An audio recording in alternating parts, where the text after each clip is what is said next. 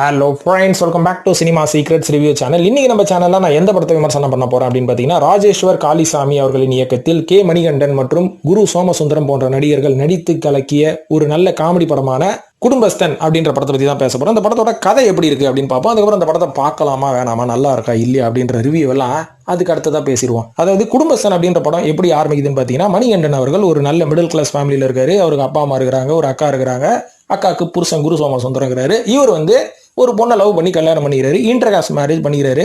பண்ணதுக்கு அப்புறம் வீட்டில் ஒத்துக்க மாட்டாங்க. இருந்தாலும் தலையெழுத்து பண்ணிட்டு வந்துட்டான், வீட்டுக்குள்ள தொலை அப்படின்ற மாதிரி தான் குடும்பம் நடத்த ஆரம்பிக்கிறாரு. ஆரம்பத்தில் பேச்சுலராக இருக்கும்போது எந்த கஷ்டமும் இருக்காது. ரெஸ்பான்சிபிலிட்டின்னு வந்த உடனே ஒரு குடும்பஸ்தன் எப்படி கஷ்டப்படுறான் அப்படின்றதான கதையே. அதுதான குடும்பஸ்தன். அந்த மாதிரி வேலைக்கு போறாரு. அங்கே போனதுக்கு அப்புறம் வர வருமானம் பத்த மாட்டேங்குது. ஏதாவது ஒரு பிசினஸ் பண்ணணும், தொழில் பண்ணணும் அப்படின்ற ஒரு எண்ணத்திலே இருக்கிறாரு. அதுக்கேற்ற மாதிரி வேலையில பல பிரச்சனைகள் வருது.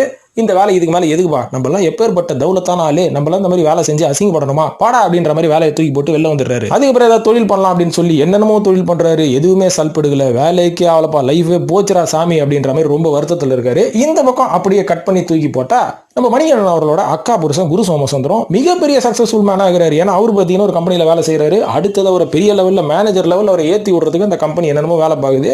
இவரும் பார்த்தீங்கன்னா ரொம்ப ராயலான லைஃப் வாழ்றாங்க. ஸோ இவங்க ரெண்டு பேரோட ஒரு கம்பேரிஷன் வீட்டுக்குள்ளே வருது. பாரு என் பையன் எவ்வளோ தருதலையாகிறான், மாப்பிள்ளை பேர் எப்படி இருக்கிறாரு அப்படின்ற மாதிரி வீட்டுக்குள்ளேயே ஒரு பெரிய பார்ஷியாலிட்டி இருக்குது. இதுக்கப்புறம் இந்த ரெண்டு பேருக்கும் நடக்கிற ஈகோல யார் ஜெயிச்சாங்க, மணிகண்டன் வாழ்க்கையில ஜெயிச்சாரா இல்ல குரு சோமசுந்தரம் மிகப்பெரிய ஆளாயிட்டாரா அப்படின்றது அந்த படத்தோட மீதி கதை.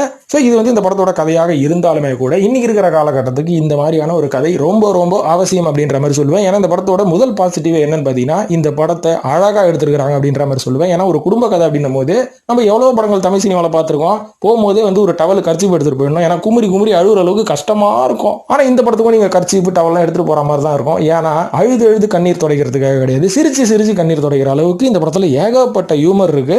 ஏன்னா இந்த படத்தை இந்த மாதிரி கஷ்டமாவே இருக்கக்கூடாதுங்க. ஒரு குடும்பஸ்தன் அவனோட வாழ்க்கையில வர பிரச்சனைகளை எந்த அளவுக்கு அவன் காமெடியா ஹேண்டில் பண்றான் அப்படின்ற மாதிரி இருக்கும்.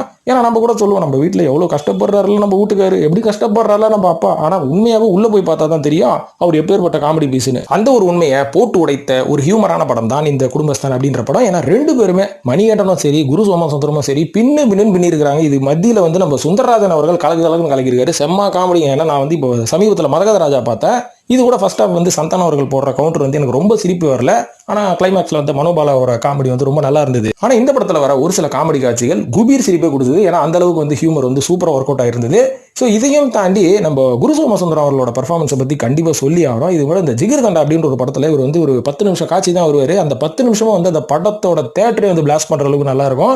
ஆனா அதே மனுஷன் படம் ஃபுல்லா எப்படி இருக்கும் அதே மாதிரி ஒரு கேரக்டரைசேஷன்ல அப்படின்ற மாதிரி யோசிச்சு பாருங்க. ஏன்னா நம்ம குரு சோமசுந்தரம் அவர்கள் கலக்கியிருக்காருப்பா. மணிகண்டன் ஒரு பக்கம் ஹியூமரையும் தாண்டி கொஞ்சம் எமோஷனலா கலக்கியிருக்காரு. குரு சோமசுந்தரம் அவர்கள் காமெடியில பட்டையை கிளப்பிட்டாரு. ஸோ அவரோட கெரியர் அவ்வளவுதான், வேற லெவல் அப்படின்ற மாதிரி நம்ம சொல்லணும்.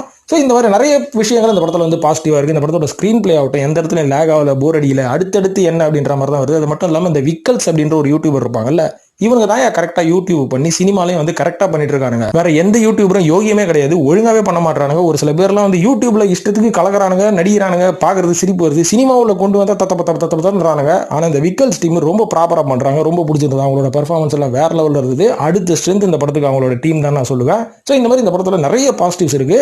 ஆனா இது எல்லாத்தையும் தாண்டி ஒரு சில நெகட்டிவ் நம்ம சொல்லணும் அப்படின்னு பாத்தீங்கன்னா, நெகட்டிவ்னு எனக்கு எதுவும் பெருசா படல. கடைசி வரைக்கும் படம் ஜாலியா தான் இருந்தது. அதனால குடும்பத்தோட போய் குடும்பஸ்தனை பார்த்து என்ஜாய் பண்ணுங்க நண்பர்களே. இந்த படத்துக்கு நம்ம சினிமா சீக்ரெட்ஸ் கொடுக்கக்கூடிய ரேட்டிங் 5க்கு 4.